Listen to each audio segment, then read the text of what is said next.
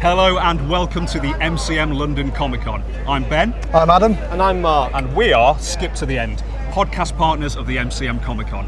Mark, do you want to tell them a little bit about what we're going to be doing this weekend? Yeah, we've got a weekend full of interviewing amazing people from TV and film. And Adam?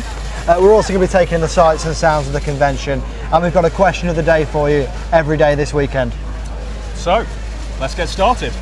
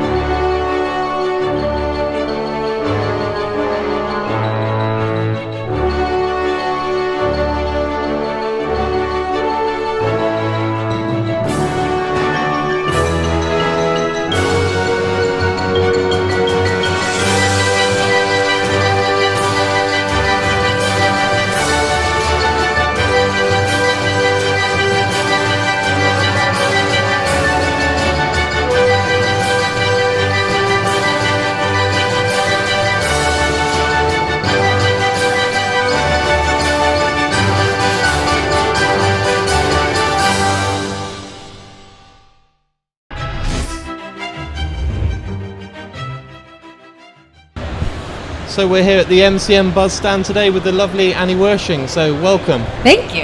There we go. How are you finding the con today? It seems pretty good so far. It's my first 2 minutes down here, so I'm just, trying to find the best costume. Is this your first time at a con in London? It absolutely is. It's actually my first con anywhere ever. Amazing. So the best one to start with. Yeah, so it's got a lot, you gotta...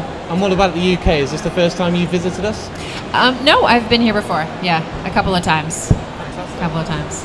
So you're kind of here promoting the Vampire Diaries as it goes. It's just been renewed for a 7th season, I believe. So tell us, how did you get involved with that? It came the usual route to me through my agent. I went in and auditioned, and then once I learned they were interested, I asked for a little backstory on the character, just to, actually not backstory, forward story, just sort of the plans for the character, so that I could make sure it was worth doing, because it shoots in Atlanta. With a series like the Vampire Diaries, to go into a 7th season is a very big success, with so much rival out there in the TV in America.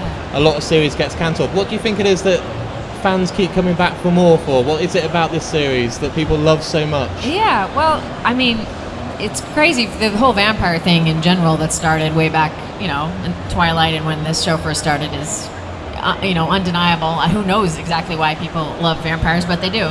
But I think just the at the core of it, it's the story of these two brothers, and also Elena, and these just characters that they absolutely love and fell in love with, and they just want to watch their journey.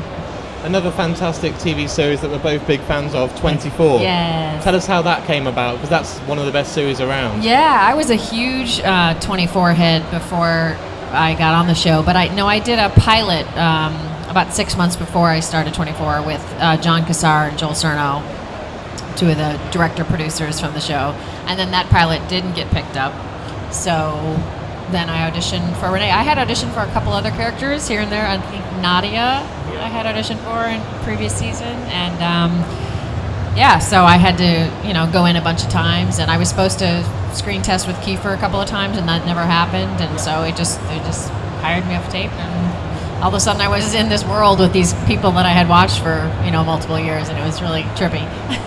I was about to say, surely that must have been very surreal, just going into that after being a fan. Oh my gosh, and I wasn't just like a fan, I was a major 24 fan, so yeah, I couldn't even believe that, I was like, what is Jack Bauer doing looking at me?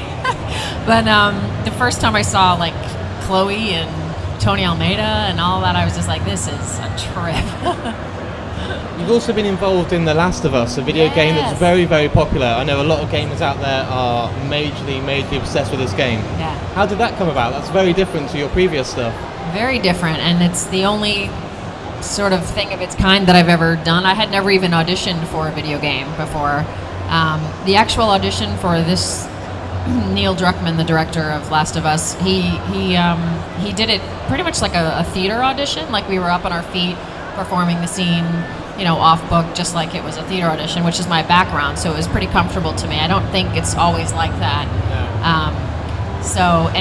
I auditioned with Troy. He was already cast, but he was there, and so it literally just felt like we were doing a play.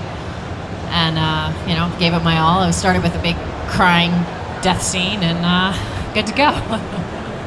Yeah, it's a very odd experience, The Last of Us, because it plays more like a film than a game anyway. Yeah. And do you feel that was kind of reflected in the process then?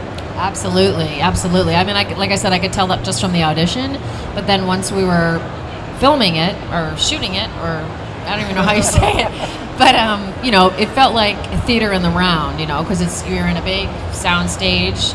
I think there's like 90 cameras that they have in different areas all around, and besides the fact that you're in a crazy dotted suit, it felt just like I was doing a theater piece.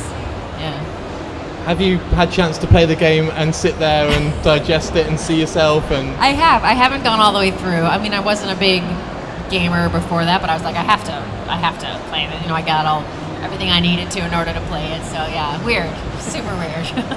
So what have you got lined up over the next few months ahead if people want to check out some other work of yours? We start up season 7 of Vampire Diaries in July, so that's it's coming up. We're going to be here. We're going to stay here a week and then go to Paris for a week and go home, and next thing you know, it's back to Atlanta. So. And what have you got planned for the day today? I mean, where can people find you if they want to meet you and have a bit of a photograph or autograph? Or that is a good question. I'm assuming someone will direct me to that, but there's photos and signings somewhere, and I think there's a Last of Us panel that I'm doing at some point today, and We really thank you for your time today. Thank you. It's been a pleasure to speak to you, and enjoy the rest of the weekend. Thanks so much. Thank you.